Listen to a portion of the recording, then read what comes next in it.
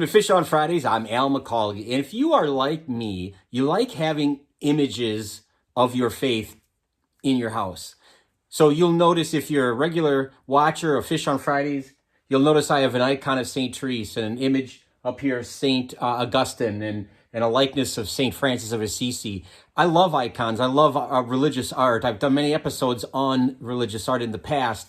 And if you are somebody who enjoys having those things to look at, to pray with, to contemplate, then you have one particular saint that you should be grateful for, and that is St. John of Damascus. And we celebrate his feast every year on December 4th.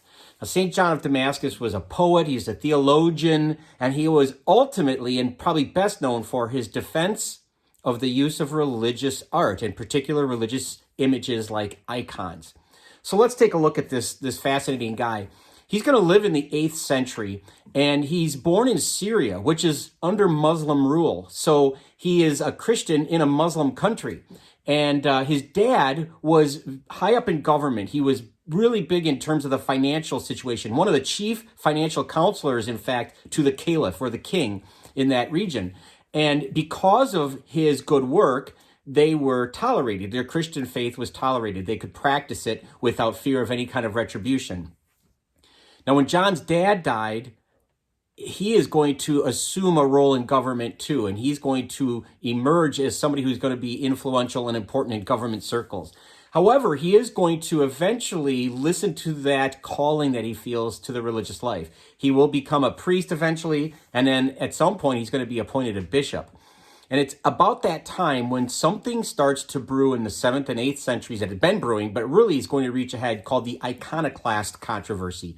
Now, iconoclasts are people who don't like the idea of looking at, praying to, having any form of iconography or religious imagery. To them, it was a violation of the commandment. We read about the 10 commandments in Exodus 20, and the first commandment is you shall have no false gods, no graven images, don't make yourself an idol or any kind of likeness that you're going to, appear to worship. Now, why is this happening? It's because the Byzantine emperor at the time, a guy named Leo III, is going to have a strong reaction against images. He already kind of questioned the idea of praying in front of images, icons and whatnot. But there was a catastrophic volcano eruption, and it killed many, many people. And he looked at that and saw it as God's retribution for what he considered worshiping graven images. And so he outlawed it. He banned all idols, all icons, all that kind of stuff. Well, of course, there was pushback from religious people who said, no, they're important to have these things. And John of Damascus was one of the chief proponents or opponents of the emperor's views. He was very staunch in his defense of religious iconography.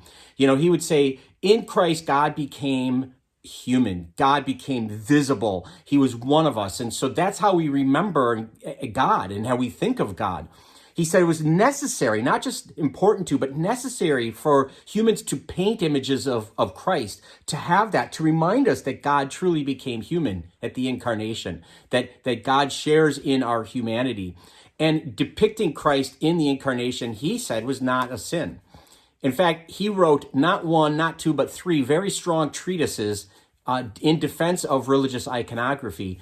And he said things like, he was accused of worshiping icons. And he said, I don't worship matter. I worship the creator of matter, who became matter for my sake. John of Damascus was very eloquent. He said the whole earth is really nothing more than a living icon of God. And so he was very, very, as I said, strong about this.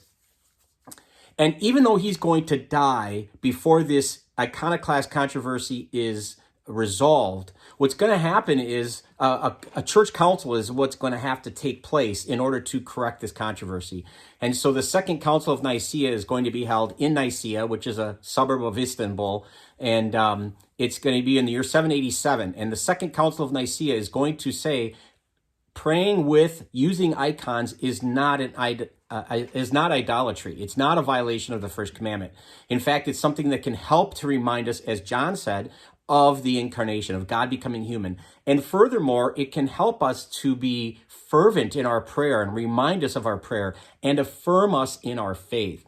And so John of Damascus, if you have icons in your house at all, or if you have any kind of religious imagery, you can thank John of Damascus, because his writings were instrumental in solving the iconoclast controversy. But it's not just there. He did a lot of things that really was ahead of his time in terms of being a theologian. He wrote very eloquently in defense of Mary, in particular her immaculate conception and her assumption into heaven. Long before either of those thoughts were ever made dogmas by the church, he defended those two particular Marian dogmas or Marian teachings. He taught and wrote extensively about the real presence of Christ in the Eucharist and how important it is for us to be reminded of the body, blood, soul, and divinity of Christ in the Eucharist. So he was well ahead of his time. So John of Damascus, he is now a doctor of the church. There's only 37 saints that are considered doctors of the church, the preeminent teachers of our faith. His teachings have been so universally felt and has stood the test of time that he was recognized as such. So a fantastic guy to get to know and to be grateful for his impact and in terms of our ability to have religious icons and imagery. And it would make me think, do I take the time to stop and really look at a crucifix? Do I stop and really look at religious imagery? And does it help to inform and affirm my faith and help in my prayer life? So anyway, something to think about. Thanks for watching. I hope you found this helpful. If you'd like to share this content, please feel free to share it with others. That'd be great. We would love it if you would subscribe to our YouTube channel, if you'd follow us on Facebook. But either way, please keep tuning in every Friday for Fish on Fridays. Until next time, please be good to each other and God bless.